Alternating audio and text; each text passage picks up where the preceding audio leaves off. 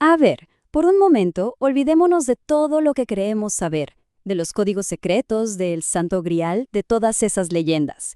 Hoy nos vamos a meter de lleno en la historia real de los Caballeros Templarios, una de las organizaciones más poderosas y sí, enigmáticas de la historia. Y créanme, la realidad es mucho, pero mucho más increíble que cualquier ficción. Casi todo el mundo asocia el viernes 13 con mala suerte, ¿verdad? Pero, ¿de dónde sale eso? No, no es por una película de terror, para nada. El origen de esa superstición está clavado en uno de los eventos más brutales y mejor coordinados de toda la Edad Media. Imaginen la escena, por favor.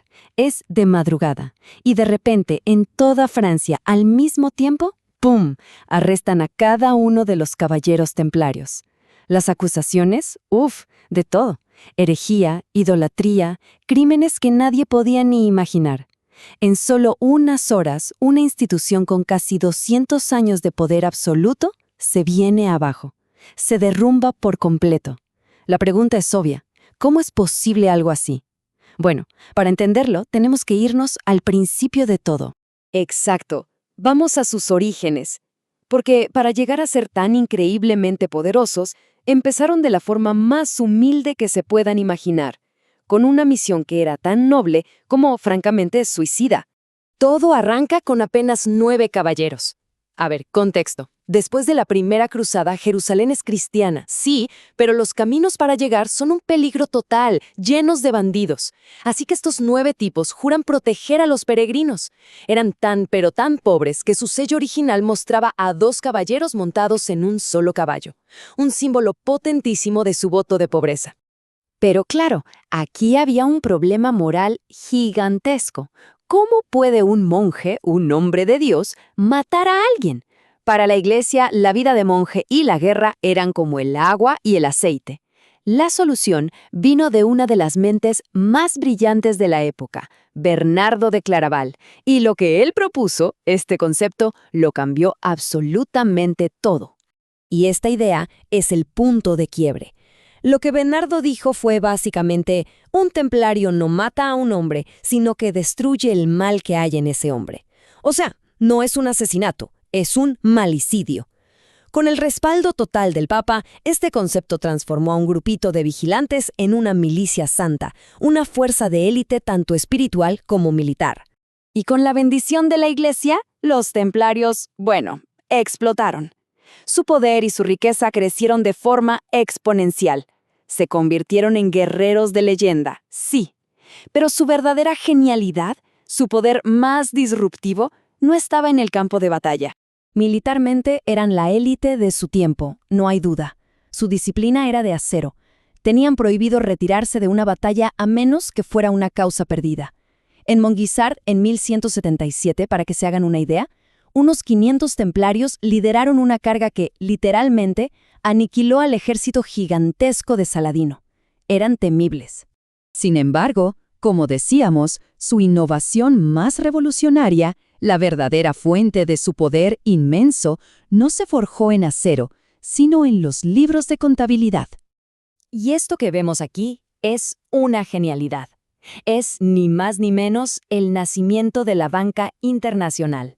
Piénsenlo, un peregrino llega a París, deja su oro y le dan un papelito, una letra de cambio, con un código secreto. Con eso, viaja tranquilo, sin miedo a que le roben, hasta Tierra Santa.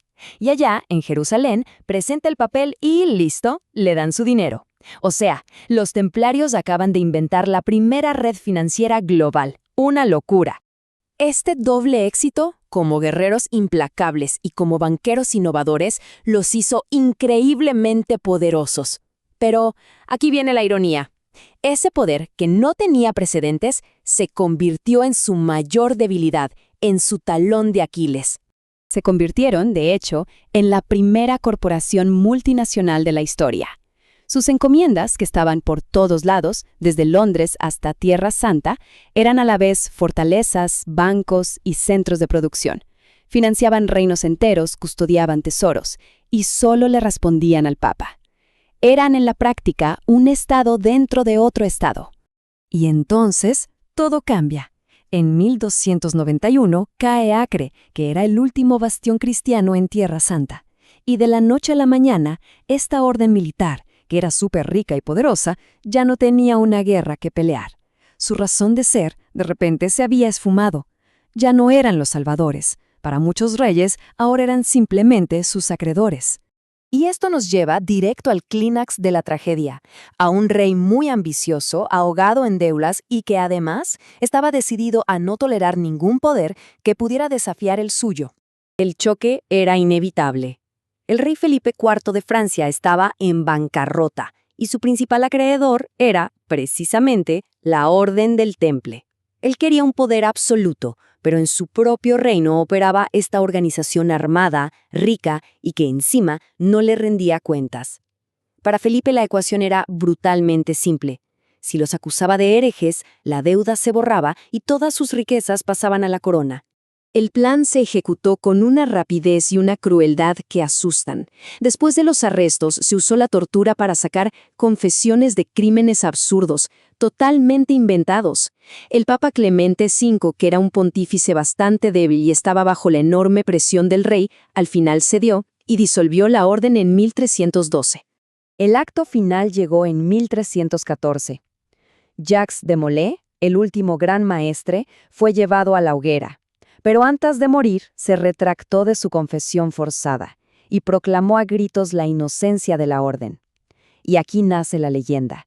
Dicen que, desde las llamas, maldijo al rey Felipe y al Papa Clemente, citándolos ante el tribunal de Dios. Lo increíble, ambos murieron ese mismo año. Y claro, con un final tan dramático, la historia dio paso a siglos y siglos de leyendas. Pero, más allá de la mitología, ¿cuál es el verdadero legado de los templarios? Por supuesto, están los mitos que todos hemos oído. Que si el Santo Grial, que si su tesoro perdido, que si la conexión secreta con los masones. Todas estas teorías han alimentado la imaginación popular durante 700 años, convirtiéndolos en el misterio perfecto. Sin embargo, la verdad de su legado es mucho más tangible y, diría yo, mucho más relevante para nuestra vida hoy en día. La conclusión, si uno lo mira fríamente, es inevitable. Los templarios no cayeron por adorar ídolos, ni por cometer herejías. Cayeron porque su función militar ya no servía y su poder financiero se había vuelto una amenaza directa para el nacimiento del Estado moderno. Fueron víctimas de un cálculo político y económico, simple y llanamente. Y esto nos deja con una reflexión final. La historia de los templarios no es solo un cuento medieval de espadas y castillos. No, es una advertencia que sigue vigente hoy. Nos obliga a preguntarnos qué pasa cuando una entidad, ya sea una orden de caballeros o una corporación moderna, se vuelve tan poderosa que el gobierno ya no la puede controlar.